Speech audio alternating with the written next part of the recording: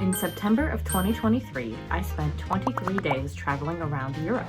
Here are some tips and secrets I learned about each city so you can prepare for your next trip or get more ideas about what the journey might be like. Euro Secrets Part 4, the remix on France, the south of France. Today, we're going to talk about a whole region and not just one city. A little unorthodox, but we will be touching on that in some of the tips, secrets, and ideas for you if you are considering traveling to the south of France. Without further ado, let's get into it. Tip number 1. The fashion here is pretty rigid. In the south of France, this is the real French experience. Not that Paris is not real France, it's like the most heightened epitome part of France that's the tourist attraction of France. Whereas all the cities in the south of France, whether they be places you've heard of 1,000 times like Cannes, or Nice, or Saint-Tropez, they are still extremely French forward. And because of that, the French citizens have pretty standard fashion, dare I say even a dress code that they follow. Everyone's wearing their neutral colors, black, white, and navy, maybe some brown, maybe some cream, and then pop of color is not necessarily gonna happen. I say this because if you're going to any city in the south of France and you wanna blend in a bit, if you have bright pink hair, that's not gonna happen for you. That's not gonna happen. Which, yeah, it doesn't happen to me in the United States either, but like, it's really, they're like English tourists. That's another thing. When I was on the plane, when we were going from Charles de Gaulle to the Saint Maxime airport, sat next to a man, a French citizen, and we got to talking for like a hot second. He spoke to me in English immediately, and I tried speaking back to him in French, and we conversed for a second, and then he was like, "Where are you from?" I was like, I'm from Pennsylvania in the United States. And he was like, "You're American." Whole demeanor change. He's like, "I thought you were English. With your pink hair, I assumed you were not a French person, but I thought that you were English because in the UK, they have whole different like ideas about like going on holiday, and they do vacation way better in the UK. I believe I've said that before, but it's really not typical for Americans to travel to the south of France. So if you want to blend in, which none of me and my family did, you might want to look up some fashion things that are going on there. For instance, there was a day where I put on an outfit in order to like do my best to like look like the French and blend in no matter what, and I even did my hair in the low bun that we saw everywhere. I did what I could.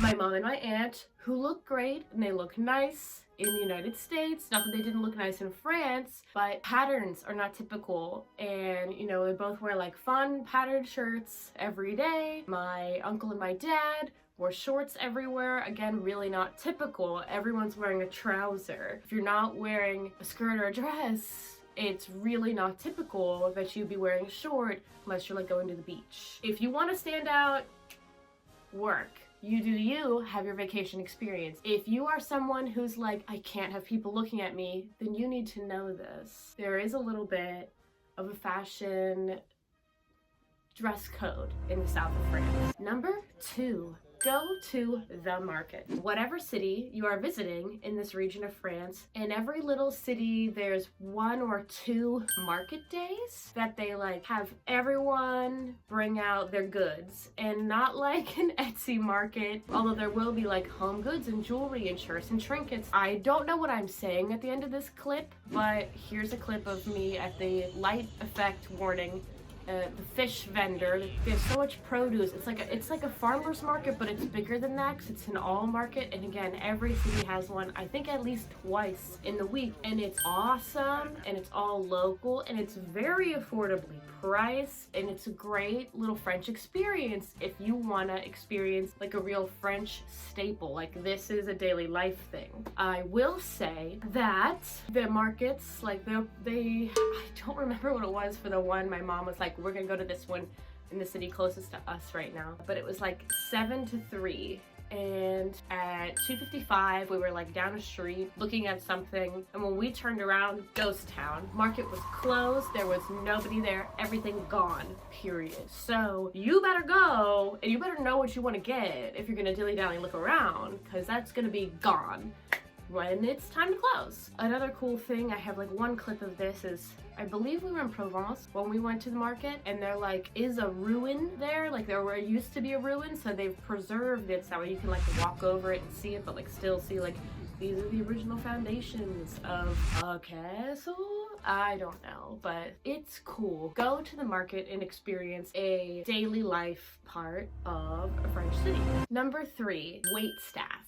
This is in no way a dig to any of the wait staff, any person in the entire country of France. This is me telling people you need to know some things about waitstaff in France. It is a part of French culture to just like go to a cafe and order a cafe and sit there and drink it and shoot the breeze and have a nice time. Like have a drink, have like 2 drinks, have a snack, and spend like hours there. Hours. I'm telling you, like, that's a major chunk of your day. That's a typical activity. And I'm saying that because if you go to the cafe and you just want to have like a drink and a snack and then go back to doing what you were doing, the waiter will come, he will take your order, she will take your order, they will take it back to the kitchen, they will bring it back, and they're never coming back for you. They are never coming back to your table. They're never coming to check in, how are we doing here? Because they think you're going to be there for hours. And so when you want to leave, you got to wave them down. You need to get attention and you have to wave them down because they are never coming back for you. And reminder, like, they get a fair wage, so they don't need to like check in about tips. It's atypical to be at a cafe for less than 2 hours, so know that. If you are going to have a little bite in the middle of the day, they think you're spending the whole day there and they are not coming back for you. Number 4, day trips. Mom, I know you're watching this video. I'm talking about you here, but the average person traveling to another country does not want to experience a vacation the same way that you do, which is why I'm bringing this up. Sometimes, oh, I'm gonna cough. Sorry. Sometimes when you are on vacation with a group of people, like your family, you might think like, we'll do a couple of day trips and see a couple different cities. My family did this when we went to Italy for my parents' like 30th anniversary in the early 2000s. And you go to like a couple little cities and you drive, you do whatever you need to do and go see all the different things. And in the south of France, each city, you think they're close enough together, and by car, you know, they're each like 90 minutes apart on the French highways, no matter which way you're going or coming or what you want to do. You should not plan to see more than 2 cities in one day. You will not get to see like real experience there, and like that's not French culture. To rush and go quick, that's not French.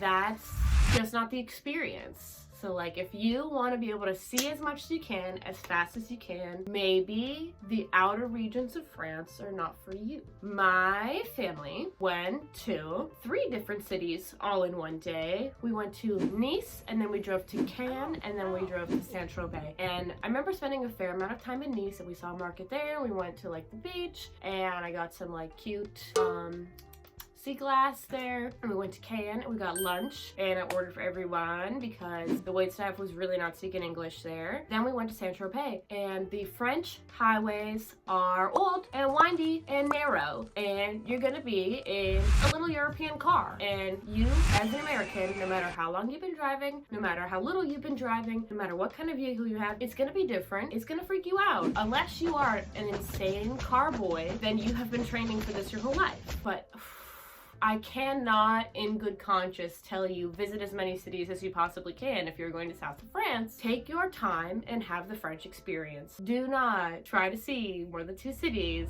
in one day. So my bonus is, as a fun little activity, if you're like, well, how am I supposed to have the French experience if I want to experience it as much as possible? This is something I did and it was great, and I recommend it to everybody, which is what I'm doing right now. Go to a local bakery, even if it's a chain bakery, it's a French local bakery. It's not a chain to you, and get 5 to 7 baked goods, like unique baked goods, and just have a little baked good haul and do what you want to do and have a little bite and share them with the people you traveled with, or keep them and hold on to them for the remainder of your trip if you like them, and if you don't like them, wow. I did that, and you know, here are some of the items that I ordered, just like little treats. And I forgot that I recorded an entire video while I was in France, and if you would like to see me trying these French things, you let me know in the comments and we can release that video. But that would be a fun thing to do because I did it and it was great. If you have a gluten allergy, oh god, don't go to France. Those are my thoughts and tips on the south of France. If you go to this region, have a wonderful time and take your time, and the English is pretty good. So you'll be fine. In our next video, we'll be going to yet another city. Here's a clip of that city. Very exciting, and I will see you then. Au revoir!